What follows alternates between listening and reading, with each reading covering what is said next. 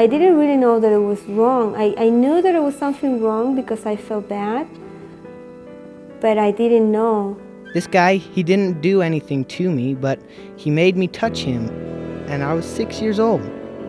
That was horrible. I think if they would have looked, like, see how I reacted, why did I change from one day to another towards that person? And then when I was like 21, I remembered it and I was like, that was bad. That was really bad. And I told my dad and he cried.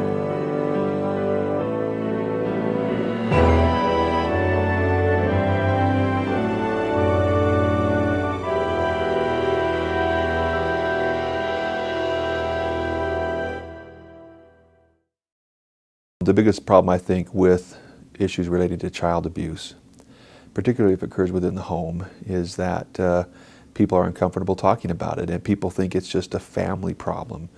They don't understand how important a community problem it is. Maybe you look at kids like this that are protected and safe, and you can't believe it, but it happens 27,000 times in our community last year.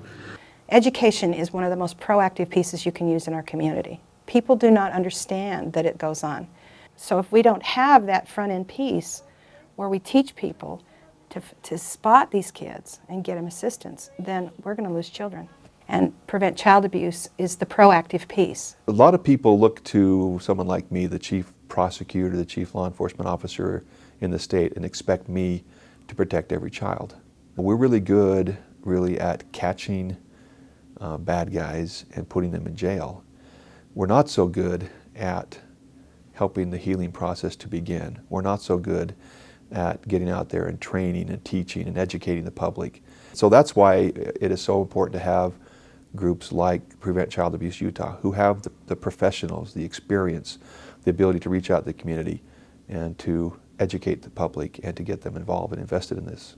We've had them work with kids. I know they've come out to schools, different schools in our district, and worked with children, and talked about what abuse is, what it looks like, what it feels like. This story is about my friend, Safety-saurus, and he comes with me to teach kids how to be safe and happy. Are those two good things for you to learn? Yeah. A parent cannot be over their children 24 hours, 7 days a week. And sometimes when they are out of your sight, you need to know that they are going to know how to react. So our first safety rule, you ready to say it again? Listen to your uh-oh feeling. Even with all the prosecutors and all the staff that I have working with me and law enforcement officials, federal, state, and local levels, we can't do it. It requires a community response. Teachers, coaches, people who work with children, religious leaders are not all trained in spotting the signs of abuse. They all need to be trained on how to do that. I don't have the funding or the expertise in my office to do that. Prevent Child Abuse Utah does. That's what they're there for, and I think they do a very good job at it. You wish that child abuse happened somewhere else, but it doesn't. It's in every corner of society, every corner of the neighborhood. It can happen next door, it can happen in your home if you're not constantly on guard against it. We have to help our neighbors, our community. We have to help educate them, because you always see things that are happening when you read them in the paper and they're at arm's length. Well, they're not at arm's length. They're all around you. No child ever deserves to be treated like some of the kids that I've seen. It doesn't matter how much money it takes. If it saves one baby's life, then that's what it's worth. I think the biggest cost of all is one you really can't put a dollar figure on, and that is the lasting, lifelong impact that child abuse has on the victim and on the victim's families. Lots of times kids grow up in abused homes and they think it's normal. Whatever's happening to them happens to everyone else, so they don't realize that it's wrong. And it's not okay for anyone to touch you or to bother you or to look at you on those parts of your body, and you shouldn't do that to other people either. Listen to your uh-oh feeling. Say no. Last one, go tell. Awareness is a big key to the prevention. This is a positive thing. This is something that could move our whole, city in a positive direction. Our state, our country. Prevention is a million times better than the other end of the coin. Education is absolutely key, and even for those who are professionals in the field, one of the best ways that individuals and corporations can participate in that is to dig deep into their wallets and help.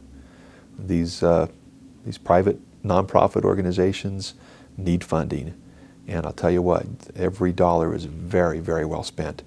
It's amazing what Prevent Child Abuse Utah does with even their limited funding. If we had more people, then we could do more. Of all of our programs statewide, we reach about 7% of the whole population of Utah, so it's not a lot. But we reach 30,000 people in 1 year, so that seems like a big number, but then again, it's only 7% of the population. The best kind of barrier is being involved in preventing child abuse. You can do that with your dollars, you can do that with your time, but just being there to do it is the most important thing. I think there's a lot of domestic child abuse that we could get rid of if we just worked with teaching skills. It helps you be better. I think I'm good, but I am open to learn more. There are children here in Utah, in our communities, who have never felt safe, who have never felt loved, whose whole life have been one of pain and criticism and put downs. And it takes people who care, who will wrap their arms around these little ones and show them that love, show them that caring, start them on the road to recovery. And that's what Prevent Child Abuse Utah is all about.